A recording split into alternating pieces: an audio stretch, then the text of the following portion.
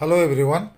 आज का ये जो वीडियो है ये है केरला हाई कोर्ट में एक जजमेंट आया है पेंशन ऑब्जेक्शन के ऊपर। एक पिटिशनर्स जो कि बैंक रिटायरीज ने केस किए थे उसके ऊपर जजमेंट आया है जून 25 को। इसके बारे में आज का वीडियो में डिटेल में देखेंगे कि जजमेंट क्या था। इसका पहले कि हम वीडियो शुरू करें, अगर आप अभी तक हमारे चैनल को सब्सक्राइब नहीं किए हैं तो प्लीज़ सब्सक्राइब कर दीजिएगा, ताकि आगे हम जो भी वीडियो बनाएंगे उसका जानकारी आपको मिलते रहेगा। चलिए शुरू करते हैं आज का वीडियो। ये देखिए, in the High Court of Kerala at Ernakulam, dated देखिए वेडनेसडे 25 जून 2025 को ये जजमेंट दिया गया है। और ये केस का नंबर है WPC नंबर 34611 ऑफ 2018 में ये केस किया गया था। पिटिशनर भी राजन बासु और उनका जो एडवोकेट है जॉर्ज चेरियन, जो पहले आपको मालूम है वेणुगोपाल जी ये केस को भी फॉलो अप कर रहे थे। पहले रविचंद्रन के लिए जो केस किए थे उसमें भी यही एडवोकेट थे। इनका पीछे वेणुगोपाल जी का ये केस में भी हाथ है। तो चलिए देखें कौन कौन रेस्पोंडेंट है। Union of India and union bank of India, उनका एडवोकेट जो है ASP कुरूप, उनका एडवोकेट है। उसके बाद चलिए हम देखते हैं जजमेंट क्या है। ठीक है, जजमेंट देख के हम फिर आगे देखेंगे क्या जजमेंट आया है। ये देखिए, ये पेज गया नेक्स्ट जजमेंट। ये जजमेंट है। जजमेंट क्या है मैं आपको दिखा रहा हूँ अभी। ये देखिए जजमेंट। पिटिशनर्स जो हैं वो बैंक में ज्वाइन किए थे 1973 में और रिटायर्ड हुए थे 2001 में। इतना साल वो सर्विस किए थे, अराउंड 28 ईयर्स का सर्विस किए थे। उसके बाद वो रिटायरमेंट लेते। और सेकंड ऑप्शन जो पेंशन का सेकंड ऑप्शन है उसी में वो पेंशन ऑप्शन लिए थे। उसका पहले नहीं लिए थे, सेकंड ऑप्शन के टाइम में वो पेंशन ऑप्शन लिए थे। उसके बाद वो प्रेयर किया है कि उसके बाद 35(1) और 56 के हिसाब से BEPR 1995 का उसके हिसाब से पेंशन अपडेशन का प्रावधान है। लेकिन पेंशन अपडेशन क्यों नहीं हो रहा है? इधर गलती में 1994 लिखे हैं, पेंशन रेगुलेशन इज 1995। उसके बाद वो जो उनका एडवोकेट हैं चेरियन जी ने वो क्लेम उधर आर्ग्यू किया है कि 35 के हिसाब से पेंशन अपडेशन का प्रावधान है। उसका जो अमेंडमेंट हुआ था 2003 में, उसके बाद सबके लिए लागू है। इधर गलत डेट दिया है 25/1/2019। 2003 में अमेंडमेंट था, उसके हिसाब से सबके लिए पेंशन लागू हुआ है। तो इनको भी पेंशन मिलना चाहिए। उसके बाद he would also point out that the similar claim made by employees of the Reserve Bank of India has already been accepted। वो RBI का सेम केस था, पेंशन अपडेशन डिमांड किया, उनका पेंशन अपडेशन हो गया, एक्सेप्टेड हो गया already. तो उनका पेंशन जब एक्सेप्टेड हो गया तो बैंक रिटायरीज का पेंशन क्यों अपडेट नहीं होगा? यही बात है, पेंशन अपडेशन उनका होता है तो बैंक का क्यों नहीं होगा? उसके बाद क्या है चलिए देखते हैं। ये देखिए नेक्स्ट 1993 में हुआ, in the basis of which regulation, उसी हिसाब से उनका भी पेंशन अपडेशन हुआ था।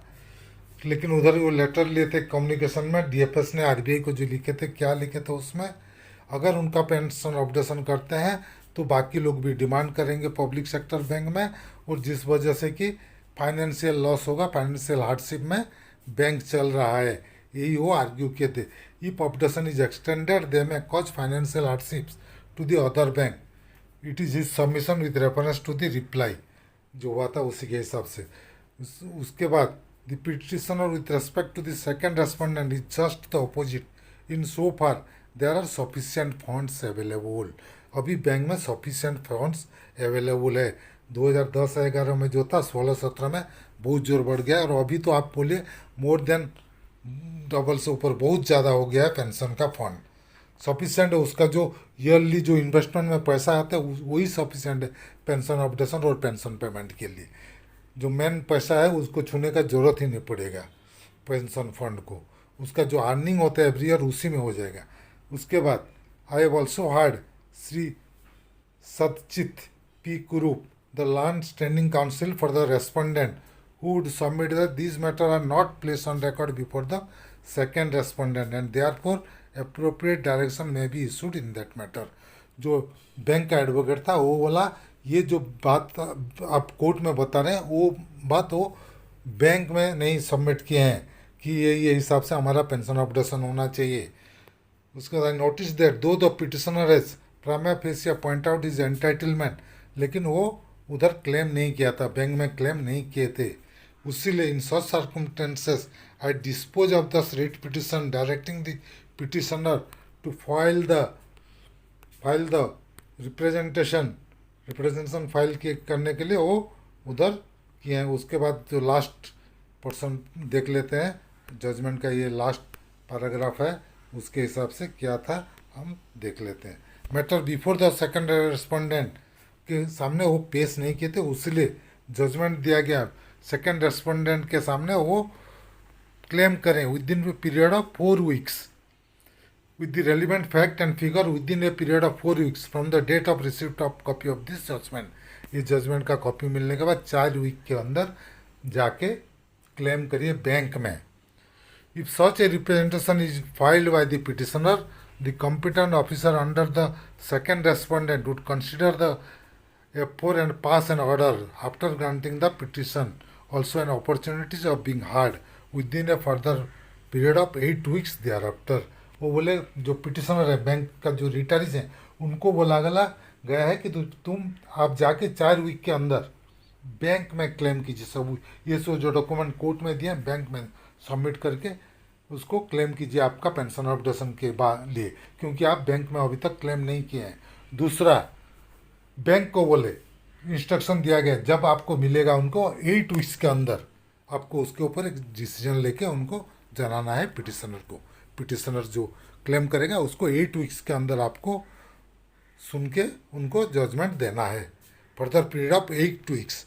उसके बाद नीचे SD जस्टिस हरिशंकर भी मेनन जो ये पास किए हैं ऑर्डर।